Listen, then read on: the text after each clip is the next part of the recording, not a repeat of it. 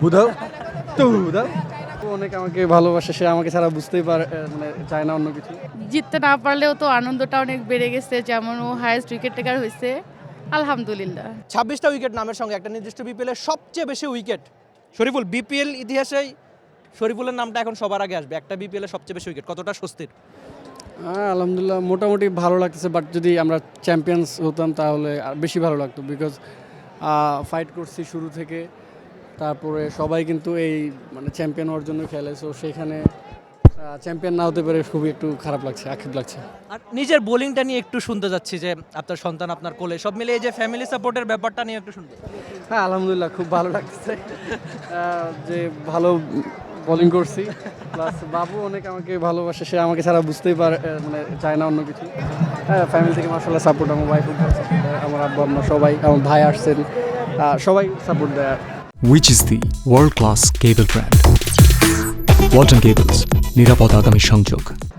আমি একটু আপনি আপনার সহধর্মিনী সাপোর্টের কথা বলছিলাম, আমরা একটু শুনি। একটা প্রশ্ন করি আপনাকে, এই যে শরীফুল জাতীয় তারকা, এই বিপিএলে সবচেয়ে বেশি উইকেট, বলছিল আপনার সাপোর্টের কথা, একটু শুনি। হ্যাঁ সাপোর্ট তো করি সব সময় আর কি।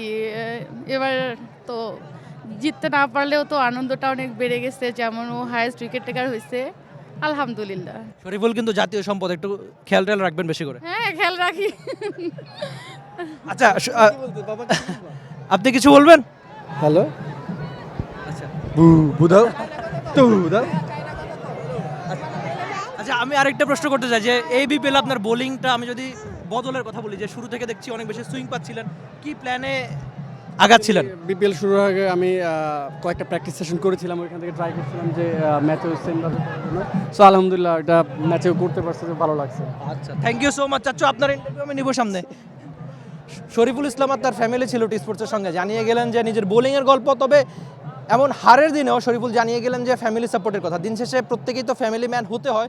শরীফুল হয়তো এই বিপিএলের ট্রফিটা পাননি, কিন্তু দিন শেষে যে বোলিংটা করেছেন, 26টা উইকেট নামের পাশে একটা বিপিএলে সর্বোচ্চ উইকেট, শরীফুল নিশ্চয়ই এই বিপিএলটা স্মরণ করতে চাইবেন। তিনি একটা স্বস্তির বিপিএল কাটিয়েছেন। এই যে ফ্যামিলি মেম্বার বা প্রত্যেকেই এসে তার সঙ্গে ছবি তুলতে চাইছে, তার সন্তান তার কোলে, এই ফ্রেমগুলো, এই ছবিগুলোই আপনার জন্য স্বস্তি। নিশ্চয়ই আপনি নিজেও অনেক দিন মনে রাখতে চাইবেন। পুরো টুর্নামেন্টে দাপুটে বোলিং করেছে, ম্যাচ 1 থেকে শুরু করে পুরো বিপিএলে খুব ভালো পারফরমেন্স করেছে পেসার শরীফুল। নিশ্চয়ই তিনি সামনের দিনগুলো তো একই রকম দারুণ ফর্ম দেখাতে চাইবেন।